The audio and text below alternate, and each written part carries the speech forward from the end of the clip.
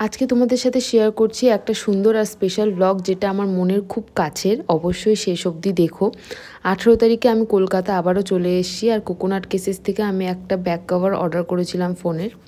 আর এটা আমি একটা ইনস্টাগ্রাম পেজ থেকে অর্ডার করেছি। পেজটার নামও হচ্ছে কোকোনাট কেসেস। আর এদের কোয়ালিটিটাও আমার বেশ ভালো লেগেছে, আর প্রাইসটাও একদম রিজনেবল। যেহেতু আমার মেজো বোন অর্ডার করেছিল, তো আমি ওর দেখেই ভাবলাম যে একটা অর্ডার করা যাক। তারপরে যদি ভালো লাগে তো ফার্দার আবার ফিউচারে অর্ডার করা যাবে। তো আমাদের অ্যানিভার্সারি ছিল হচ্ছে 19th অফ অগস্টে।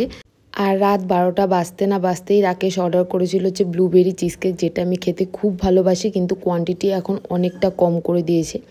তো যাই হোক, আর বেশি দেরি না করে ঘুমিয়ে পড়েছিলাম, যেহেতু জার্নি করে এসেছিলাম তো টায়ার্ড লাগছিল।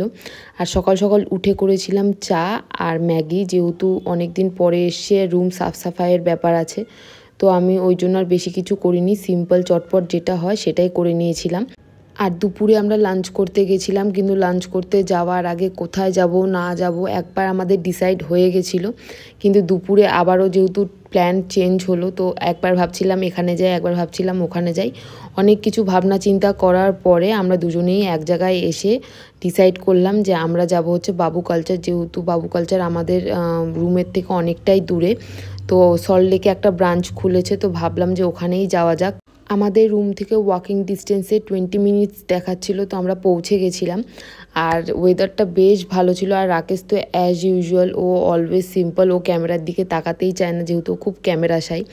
আর একটু মেঘলা মেঘলা হয়ে এসেছিলো, আর আমাদের যেতে অনেকটা লেট হয়ে গেছিলো। মোটামুটি আমরা 3টের দিকে রুম থেকে বেরিয়েছি, পৌঁছতে 4:45।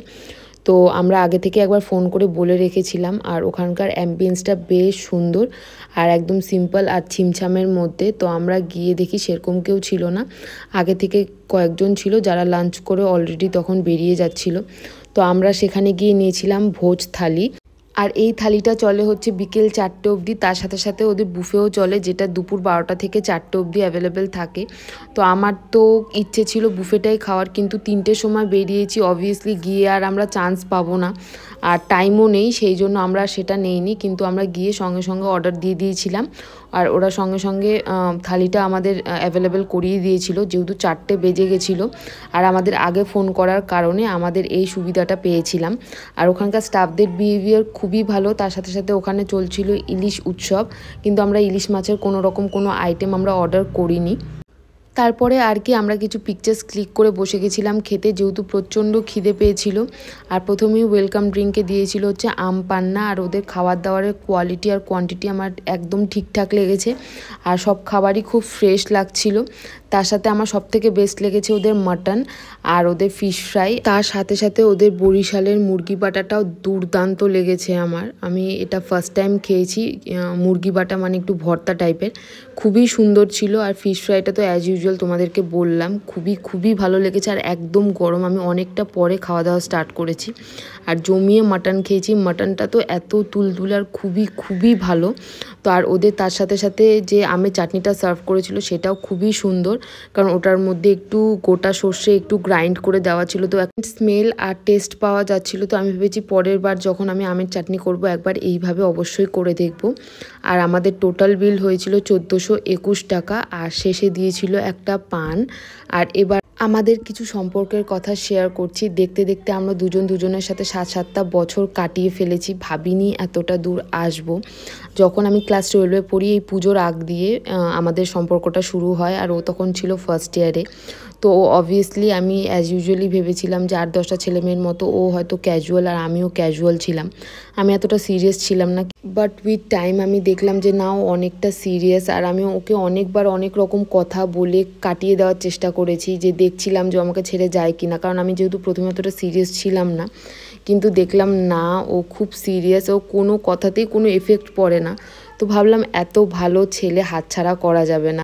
আর এইভাবেই আমাদের পথ চলা শুরু হয়েছিল আজ থেকে 7 বছর আগে। ভাবিনি এই জায়গাটায় আসবো, কিন্তু এখন আমরা লিগালি হাজব্যান্ড আর ওয়াইফ। এখনও বিশ্বাস হয় না জিনিসটা। আমরা ধীরে ধীরে চেষ্টা করছি যেন আমরা আমাদের মতো করে সব কিছু গুছিয়ে নিতে পারি। তো যাই হোক, আমরা লাঞ্চ করে বেরিয়ে চলে গেছিলাম সিটি সেন্টারে, আর গেছিলাম ওয়ার 2 মুভিটা দেখতে। মুভিটার সেরকম কোনো স্টোরি লাইন নেই, ঋত্বিক রোশনের জন্যই যা অ্যাকচুয়ালি ভালো লাগছিল, আদারওয়াইজ ঠিকঠাক। আর হলে সেরকম কেউ ছিল না, হার্ডলি 40 থেকে 45 জন আমরা ছিলাম। তো আমাদের মুভিটা দেখে বেরোতে হয়ে গেছিলো 9:30। তো আমরা আর বেশি দেরি করিনি, বেরিয়ে ডাইরেক্ট অটো ধরে নিয়েছিলাম, যেহেতু বেশি রাত হলে আবার পরে অটো পাবো না, আর অনেকটা তাহলে হেঁটে যেতে হবে। তো আমরা 206 বাস স্ট্যান্ডে এসে খেয়েছিলাম লোলাটি থেকে চা। আমি একাই খেয়েছিলাম, রাকেশ আর অত রাতে চা খাইনি। আর লোলাটির সামনে থাকলে একটা চা তো মাস্ট। আর কি, রুমে এসে সেরকম কিছু আর করিনি, রাকেশ বাইরে থেকেই খাবার এনেছিল। আর আজকের দিনটা এইভাবেই খুব আনন্দ করে মজা করে কাটিয়েছি, একসাথে অনেকটা টাইম স্পেন্ড করেছি।